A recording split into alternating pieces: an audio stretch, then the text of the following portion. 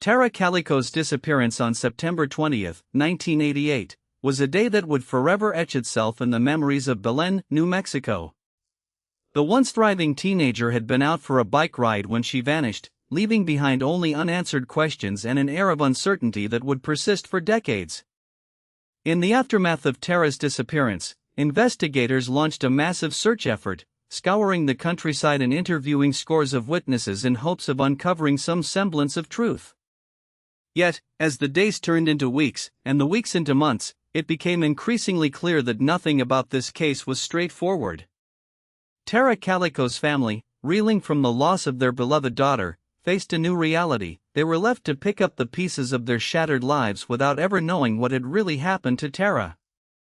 The town of Belen rallied around them in support, but as time went on, it became apparent that even the simplest facts surrounding Tara's disappearance were subject to interpretation. The official investigation concluded with no arrests or convictions, leaving the Calico family and the public to draw their own conclusions about what had transpired on that fateful day. Over 2 decades have now passed since the events of September 20, 1988, yet the mystery remains as tantalizingly elusive as ever. New evidence has surfaced in recent years, hinting at a more complex web of deceit surrounding Tara's disappearance than initially thought. Long-held theories and assumptions are about to be shattered by revelations that will challenge everything we thought we knew about this notorious cold case. It's been over 2 decades since the brutal murder of 17-year-old Tara Calico, whose disappearance on September 20, 1988, sent shockwaves through the small town of Belen, New Mexico. What began as a routine bike ride turned into a nightmare for the Calico family when Tara failed to return home after leaving her parents' house that afternoon.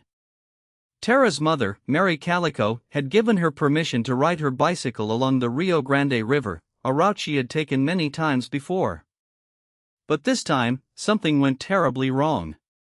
A concerned resident found Tara's abandoned bike near the river, and it was there that investigators first began searching for clues. As the days turned into weeks, the investigation intensified, with local authorities working alongside federal agents to uncover any leads. The case drew widespread media attention, with newspapers and television stations across the country carrying stories about the missing teenager. But despite the efforts of law enforcement, no definitive signs of foul play were found at first. It wasn't until October 19, 1988, nearly a month after Tara's disappearance, that investigators discovered 2 Polaroid photographs near the riverbank. The grainy images appeared to be of Tara herself, bound and gagged with what looked like a rope around her neck. The photos were accompanied by another image showing a young girl believed to be Tara's friend, Kimberly Kingsley. The discovery of these gruesome photographs sent shockwaves through the community, fueling speculation about Tara's disappearance. Some theorized that she may have been kidnapped and held for ransom, while others suggested that she might have staged her own disappearance as a desperate attempt to escape a troubled home life. Whatever the truth may be, one thing is certain: the case of Tara Calico has haunted the small town of Belen ever since. The investigation into Tara's disappearance was led by the Belen Police Department, but it wasn't until 1989 that a crucial piece of evidence emerged.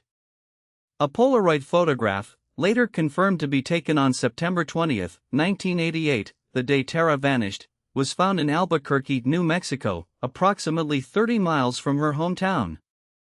The photo depicted 2 young women, bound and gagged, with a distinctive bike lying nearby.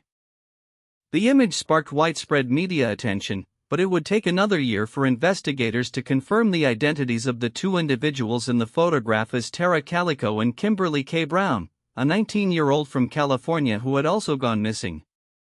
The Polaroid was later linked to a series of disturbing photographs mailed to local newspapers, sparking concerns about the potential involvement of a serial offender.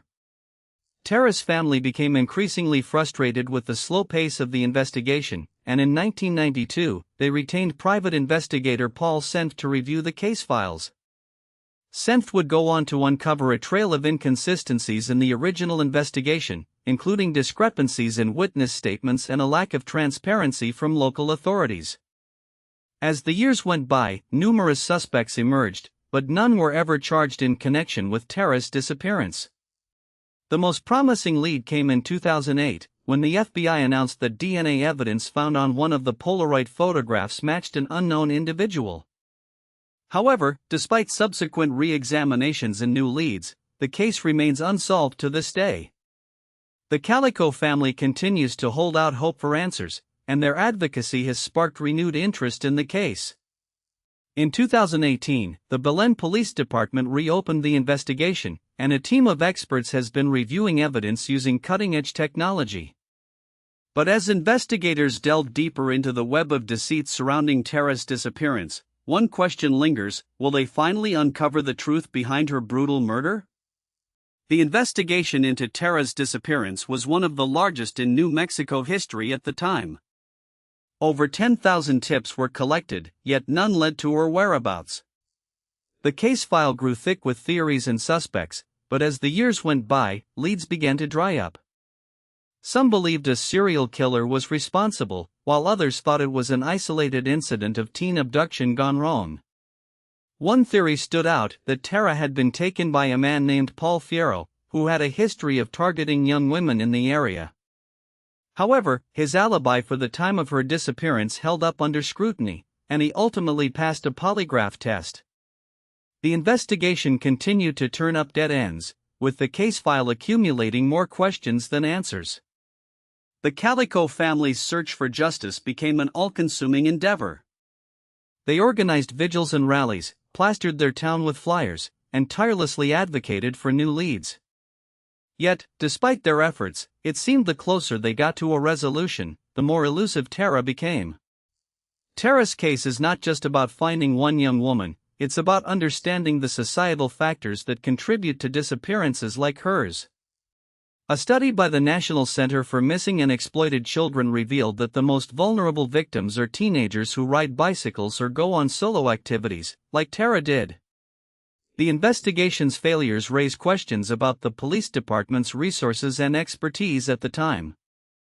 The prolonged agony of this case also highlights the emotional toll on families left behind. As investigators repeatedly came up empty-handed, the Calico family's hope began to wane. They watched as public attention shifted from their loved one to other sensational cases, leaving them in a perpetual state of waiting. As the years went by, investigators pored over every lead, every shred of evidence, but nothing seemed to point to a concrete suspect. The case grew colder with each passing day, and the public's interest began to wane. But for the Calico family, the ache never subsided. They remained steadfast in their pursuit of justice, even when others had given up hope. One person who refused to let go was Tara's mother, Mary Calico. She became an integral part of the investigation, working tirelessly alongside detectives to review evidence and interview witnesses. Her dedication was unwavering, and it wasn't until 2011, nearly a quarter century after Tara's disappearance, that a break came in the case. A breakthrough, but not in the way anyone could have anticipated. A newly obtained 1988 Polaroid photograph, taken near Belen, showed two young women being held captive by an unknown assailant. The image sparked widespread attention and speculation, with many convinced it was Tara and another missing girl, Susie Matet. However, as investigators began to examine the photo more closely, questions arose. Was this truly a genuine photograph, or a clever fabrication designed to mislead? Some pointed out inconsistencies in the images, while others raised doubts about the timing of its emergence after so many years. As detectives dug deeper, they discovered that the Polaroid was not part of the original evidence collected at the time. The revelation sent shockwaves through the investigation, leaving many wondering if they had been misled by a suspect's clever deception or an astute observer's attempt to revive interest in the case. As we delve into the depths of the Tara Calico case, a web of deceit and corruption slowly unravels.